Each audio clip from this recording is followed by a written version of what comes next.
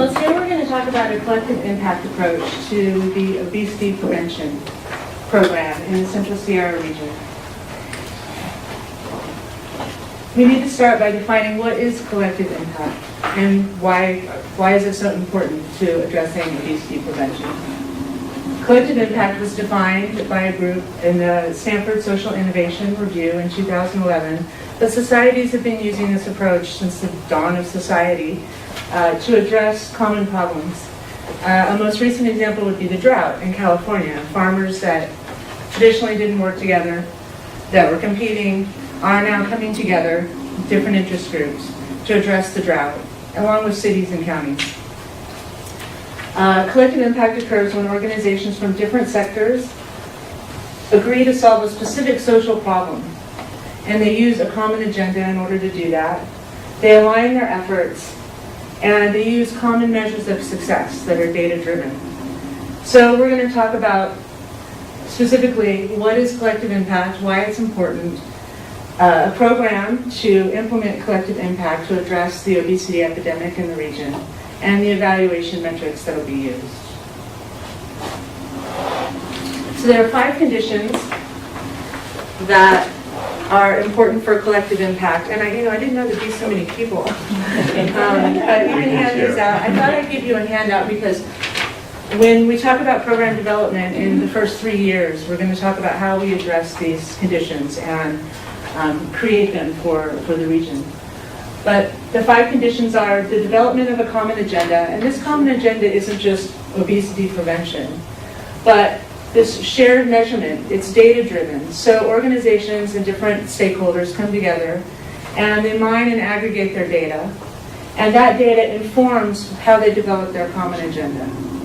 So for example, for obesity prevention in the region, it might be that across the region, across counties, this data informs the group that the best way to address the obesity effort, because they're working in schools, might be to change school wellness policy. Right? So they would develop a specific agenda for that. What type of policies, which schools, why, what outcome measures. And that would be their common agenda. So they actually go through a process of developing it. So this shared measurement involves the collection of data and measuring results consistently across all participants.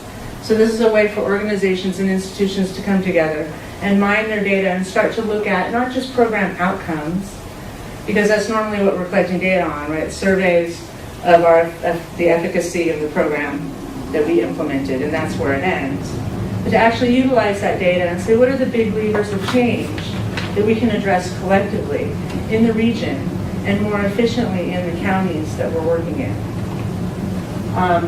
So after this, the creation of common agenda and shared measurement platform, they have to come up with mutually reinforcing activities so that these organizations need to be able to work effectively with the programs that they deliver, but expand and enhance those programs to work collectively.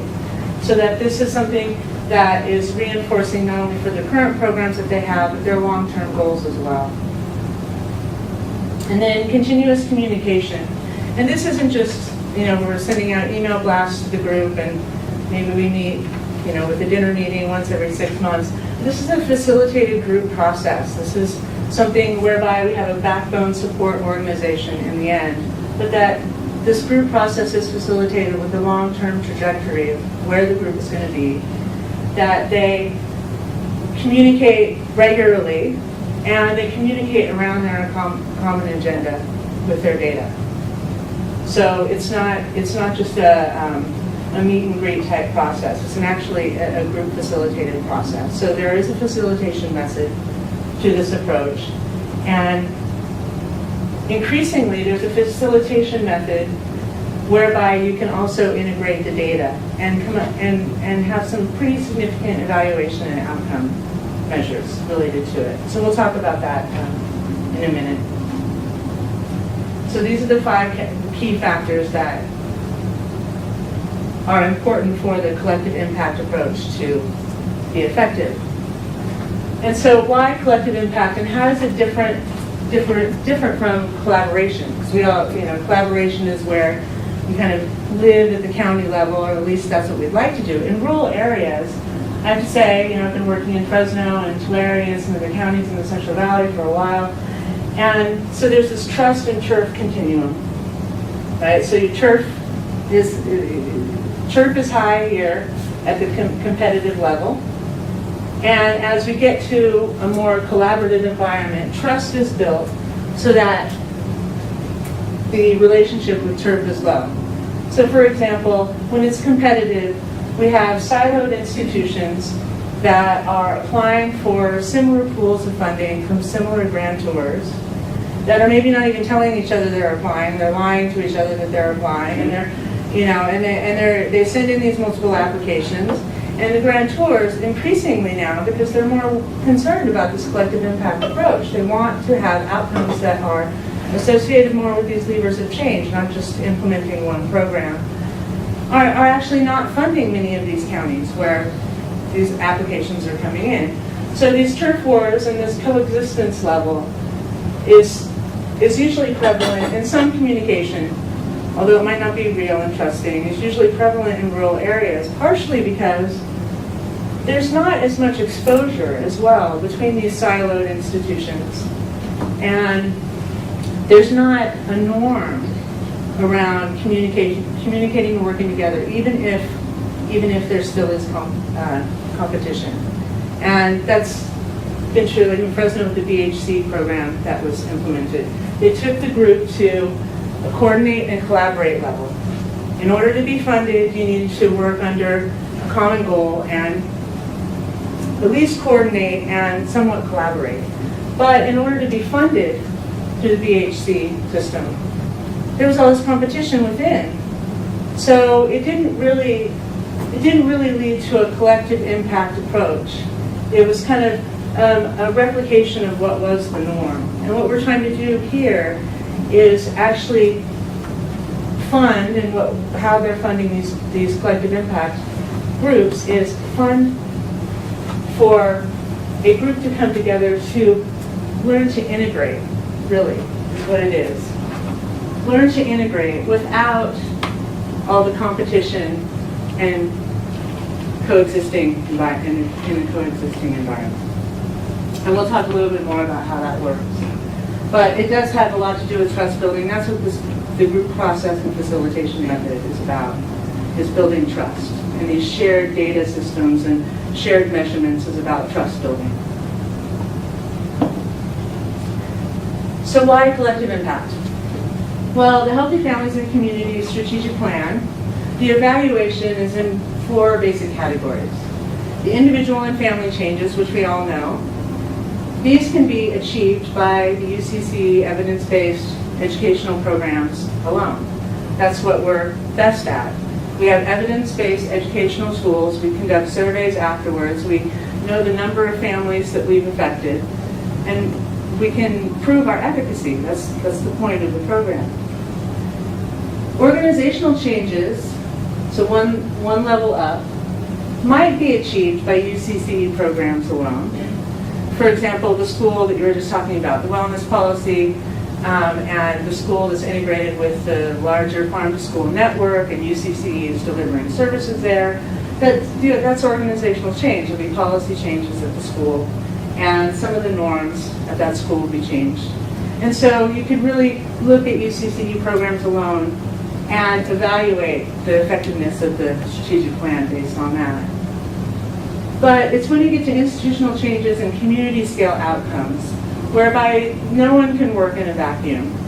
Even if UCCE is delivering services to a county, to a small town at the school, which is the primary site in a rural area for access to the community, and conducting research and doing some policy and systems and environmental changes.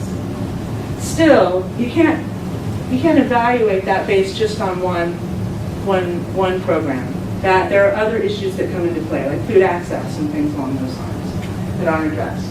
So institutional and systems changes have to do with normative changes across the region. And that UCC cannot work in a vacuum, and actually no one really can. And the evaluation for this kind of strategy needs to be a collective approach. And certainly when you get to community scale outcomes, so BMI changing for an entire town, being reduced, in the broader communities, not just at one school with fitness scores, but community scale, countywide statistics. That certainly this isn't achieved, again, by UCCE programs alone. So the collective approach comes in here, but also can enhance these two evaluation metrics as well, because if the norms and the institutions are changing, then the effectiveness of the educational program is also enhanced. So why in the Central Sierra region? So it's a large region with counties that are struggling with similar issues. So the issue identification process will be relatively painless, meaning that it's not a real high diversity in the region. So there actually is more. There's a greater chance that the partners that are working collectively can find common ground and define a common agenda that's effective for the entire region. And rural areas are not really conducive to organizations working collectively. There's travel, silos, and I call it a traditional plantation mentality, whereby, this is my turf, I've got my horse and my gun, and this is what I've traditionally done. There's a hierarchy of leadership, and it's hard to break through the old guard. This is true in all areas, but when it's the only thing that's there, and there's not other diversity or structures in place, political structures or anything, progressive structures, it becomes locked in.